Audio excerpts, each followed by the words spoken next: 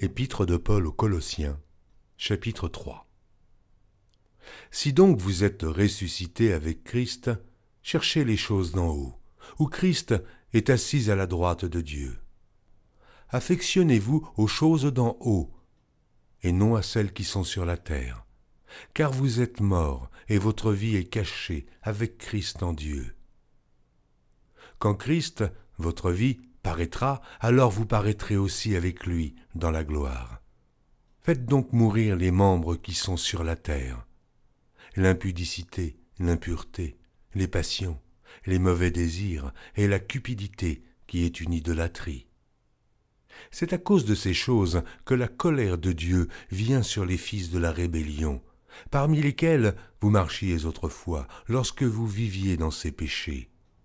Mais maintenant, renoncez à toutes ces choses, à la colère, à l'animosité, à la méchanceté, à la calomnie, aux paroles déshonnêtes qui pourraient sortir de votre bouche.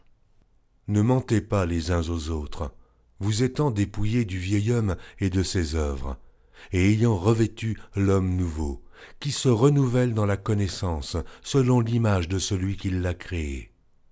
Il n'y a ici ni grec, ni juif, ni circoncis, ni incirconcis, ni barbare, ni chite, ni esclave, ni libre, mais Christ est tout et en tous. Ainsi donc, comme des élus de Dieu saints et bien-aimés, revêtez-vous d'entrailles de miséricorde, de bonté, d'humilité, de douceur et de patience.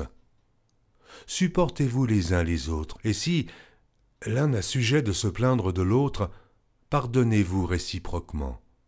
De même que Christ vous a pardonné, pardonnez-vous aussi.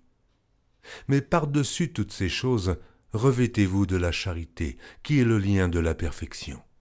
Et que la paix de Christ, à laquelle vous avez été appelés pour former un seul corps, règne dans vos cœurs, et soyez reconnaissants.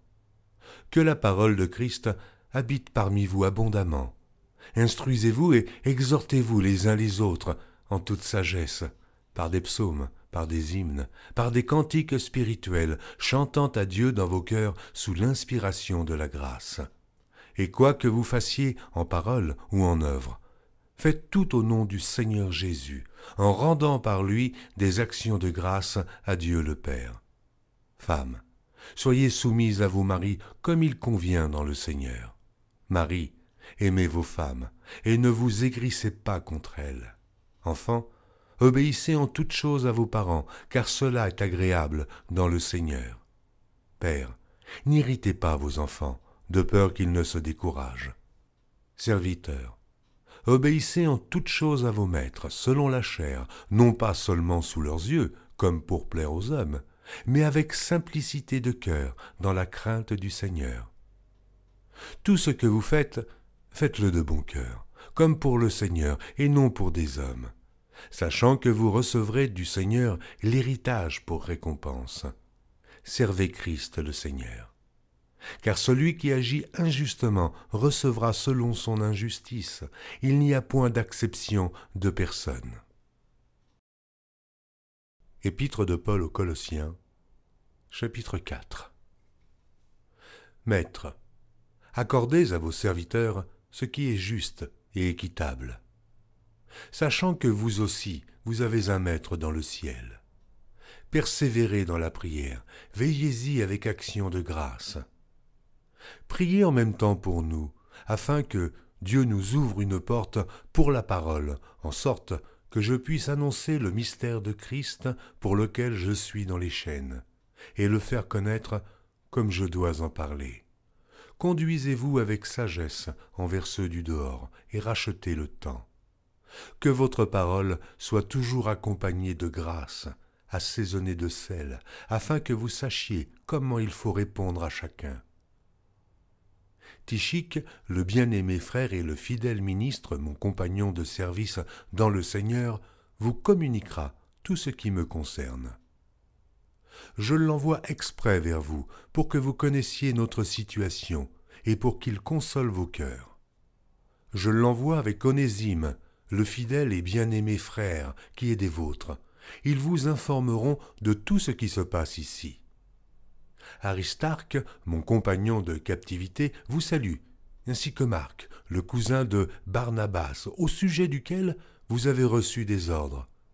S'il va chez vous, accueillez-le. Jésus, appelé Justus, vous salue aussi. Ils sont du nombre des circoncis, et les seuls qui aient travaillé avec moi pour le royaume de Dieu, et qui aient été pour moi une consolation. Épaphras, qui est des vôtres, vous salue.